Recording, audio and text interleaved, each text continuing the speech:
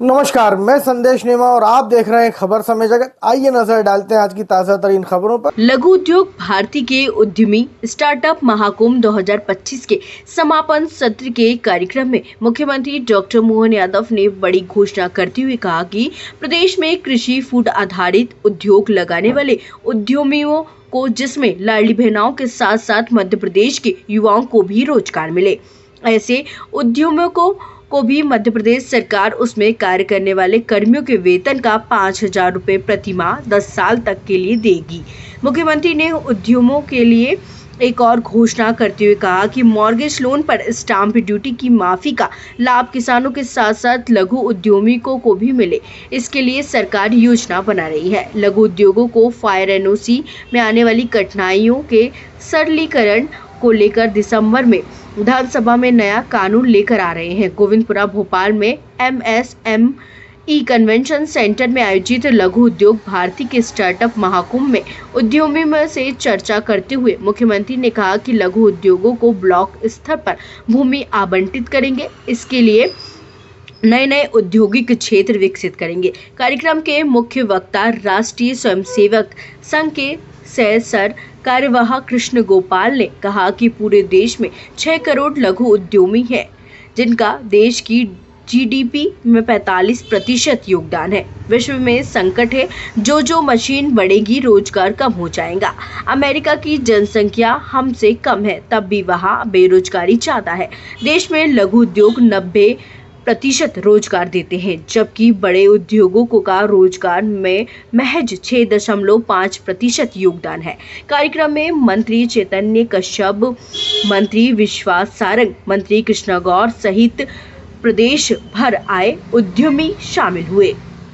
उसी कोई भाव नहीं और उसी आधार पर भी हमने उस तरह से उस निर्णय को भी लागू किया। और आपको बताना चाहूँगा, इसी आधार पर फायर के लिए भी इसी दिसंबर के सत्र में हमारे एक नया बिल आ रहा है, जिसमें हम ये प्रक्रिया दी है, जिसके आधार पर समयबद्ध और सरल रूप से सारी एनओसियां सभी को लाभ दिलाएंगे। इंडस्ट्री वाले मामले में इस परेशानी का समाधान भी करेंगे, इसमें कोई परेशानी नहीं आएगी।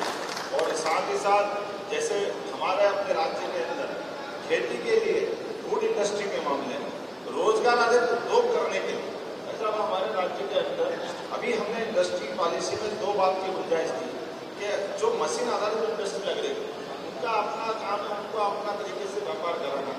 लेकिन अगर वो रोजगार आधारित उद्योग लगा रहे हैं तो जैसे लाडली बहना को हमको अभी 1500 से लेकर 1,500 तक आगे हमको घर बैठे उनको अपनी व्यवस्था से लाभ देना, हमने कहा इससे बात नहीं बनेगी। जो बहनें लाडली बहना अगर आकर के हमारी इंडस्ट्री में काम करेगी तो उसको 1,500 या 3,000 नहीं, उसको 5,000 रुपये महीना सरकार दिलाएगी, ताकि वो रोजगार से जुड़े हुए अपने काम करके आए और बाकी इंडस्ट्रीज देगा। मतलब सरकार 5,000 देगी, 8,000 हमारा उद्योगपति देगा, तो कुल मिलाकर 12-13,000 मिलेंगे। लेकिन काम करते करते उसकी जिंदगी में भी अपनी परेशानी का निदान मिले, हमको श्रम आधारित लेबर भी मिले।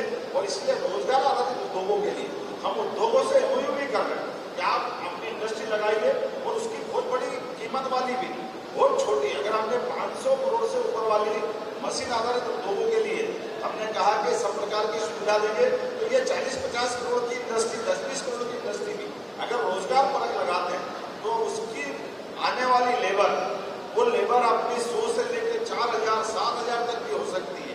जैसे कॉटन आधारित उद्योग हमारे हैं, तो हमारी झाबुआ, धार, निमाड़ का पूरा बेल्ट, ऐसे में कॉटन से धागा से लेकर कपड़े बनाने तक, कपड़े बना करके निर्यात करने तक वो इंडस्ट्री लगाते हैं। तो लेबर आप अपनी इंडस्ट्री में लगाएंगे, लेबर से आप अपना काम कराएंगे, निर्यात आप करेंगे, जो बाकी व्यवस्था आपकी इंडस्ट्री के माध्यम से आपकी हो सकती वो आप करेंगे। लेकिन आप हमारे राज्य के लोगों को रोजगार दे रहे हैं, तो 10 साल तक 5,000 रुपया महीना सरकार आपको देगी, ताकि आप रोजगार चलाएं। ये रोजगार आपको चलाएं, लेकिन रोजगार आधारित कारखाने खड़े करके हमारे राज्य के लोगों को काम का मौका मिलेगा। ऐसे कई प्रकार के सेक्टर में, अभी मेडिकल सेक्टर में भी हम इस तरह से आगे बढ़ रहे हैं कि हॉस्पिटल खोलो, हॉस्पिटल भी सब सेक्टर में खोलो, हॉस्पिटल के अंदर भी अगर काम करते हैं तो हम उस प्रकार से उसकी मदद कर रहे हैं। ऐसे हमारे आपके माध्यम से जो तकनीकी रूप से दक्ष करने के लिए संस्थान खोलते हैं, ITI खोलते हैं, पॉलिटेक्निक कॉलेज खोलते हैं, इंजीनियरिंग कॉलेज को भी हमने ये बड़े पैमाने पर अपने देश के बाहर भी और देश के अंदर भी ये अभियान चलाया हुआ है कि अगर आपके संस्थान के माध्यम से अगर आप अपने गुणवत्तापूर्ण उत्पाद के उस प्रकार के लोग ट्रेंड करना चाहते हैं तो हम ITI या इंजीनियरिंग कॉलेज भी आप चलाना चाहोगे तो आप में आपकी सहभागिता उसमें भी जोड़ेंगे। तो हम चाहते हैं कि हमारे राज्य के अंदर ही प्रतिभाएं अपने दक्षता हासिल करें और उस दक्षता के बलबूते पर वो अपने क्षेत्र में यही खप जाए। इसलिए भी एक नया मॉडल पे भी हम आगे बढ़े। अभी हमारा उज्जैन का जो इंजीनियरिंग कॉलेज कैंपस है उस इंजीनियरिंग कॉलेज कैंपस में IIT इंदौर के माध्यम से भारत सरकार के शिक्षा मंत्री को मैं बैठा वो बैठे, हमने कहा हमारे जो जितनी इंडस्ट्रियाँ लग रही इनके अंदर इनोवेशन के काम, नए रिसर्च के काम चलना चाहिए क्योंकि अब नए समय में नए प्रकार की रिसर्च होती जाए तो रिसर्च के लिए वो बाहर क्यों जाए, हमारे राज्य के अंदर ही उपलब्ध होना चाहिए। इसीलिए डीप टेक रिसर्च पार्क बनाने की बात है। तो पहले तो ये बना कि 50% भारत सरकार 250 करोड़ भारत सरकार मिलाएगी और 250 करोड़ हम मिलाएंगे, लेकिन एक टेक्निकल मामले में कि IIT इंदौर है तो उज्जैन में क्यों करें, जबकि हमने कहा कि अब तो मेट्रोपॉलिटन बना दिया, इंदौर उज्जैन अलग नहीं है, लेकिन उसमें कुछ व्यवधान फाइनेंस की तरफ से आया तो हमने कहा 500 करोड़ भी हम दे देंगे, लेकिन IIT का ये एक्सपर्ट ही है, उनकी अपने आप में विशेषज्ञता है तो IIT को जोड़ करके हमारा भी टेक्निकल डिपार्टमेंट जुड़ेगा और ये अलग अलग प्रकार के अनुसंधान के केंद्र भी खड़े हैं। ऐसे ही अपने आपके माध्यम से जहाँ भी ऐसे संस्थान की आवश्यकता होगी सरकार आपके साथ खड़ी है, आप दक्ष अपना स्किल डेवलपमेंट के कार्यक्रम चलाएं और उसके माध्यम से लोगों को रोजगार भी दें। और कुल मिलाकर के हमारी आपकी जो भावना है, यशस्वी प्रधानमंत्री तो स्वयं 15 अगस्त में जब उनने बात कही है कि स्वदेशी सारी बातों का समाधान, और इस बदलते दौर में हमारे लिए सौभाग्य की बात है यशस्वी प्रधानमंत्री के उस आह्वान के बलबूते पर हमारी सरकार भी कदम से कदम मिला करके अपने सभी प्रकार के ऐसे उद्यमशीलता के कामों को बढ़ावा दे रहे हैं। मैं आपके MSME के आंकड़े देख रहा तो लगभग 6 करोड़ से ज़्यादा सूक्ष्म लघु MSME इकाइयाँ अपने देश के अंदर है, लेकिन जिनका 30% से ज़्यादा GDP में लाभ है। और हमारी सरकार ने भी बनाने के साथ ऐसा निर्णय किया कि सरकार बनने तो 1-1 साल की नीति नहीं बनना चाहिए, 5 साल के आधार पर अपने सारे कामों का हमने डेवलपमेंट लेके प्रारंभ किया। तो 5 साल के अंदर हमको बिजली कितनी लगेगी और बिजली तो 20 साल तक आगे तक हम सोच रहे हैं। और उद्योग भी अपनी बिजली अगर वो उनको महंगा पड़ता है तो बिजली अपनी स्वयं की उत्पादित करें, उसमें भी हम मदद करने के लिए तैयार हैं। अगर आप अपनी बिजली स्वयं उत्पादित करते हैं तो आपको भी सस्ती पड़ेगी। हमारे द्वारा जो प्राइस देना बिजली का हमारे द्वारा अगर हम अपने स्थानीय उपभोक्ताओं को रेजिडेंशियल में देते हैं तो कमर्शियल में भी देना चाहिए। इसलिए केवल बिजली भी सब प्रकार पंप स्टोरेज से लगा करके सोलर से लगा करके विंड और सभी प्रकार की ऊर्जा के स्रोत अपने खड़े हो जाए। और उसी प्रकार से भूमि के मामले में भी और केवल सरकारी नहीं गैर सरकारी स्तर पे भी हमारे ऐसे संस्थान खड़े हो तो जो सरकार का लाभ हम सरकारी स्तर पे दे रहे हैं वो गैर सरकारी स्तर पे भी दें। आप अपना खुद का एक बड़ा कैंपस बनाएं, उस कैंपस में सरकार के माध्यम से जो सुविधा लेना चाहिए वो सारी सुविधा आपको हम देने को तैयार है।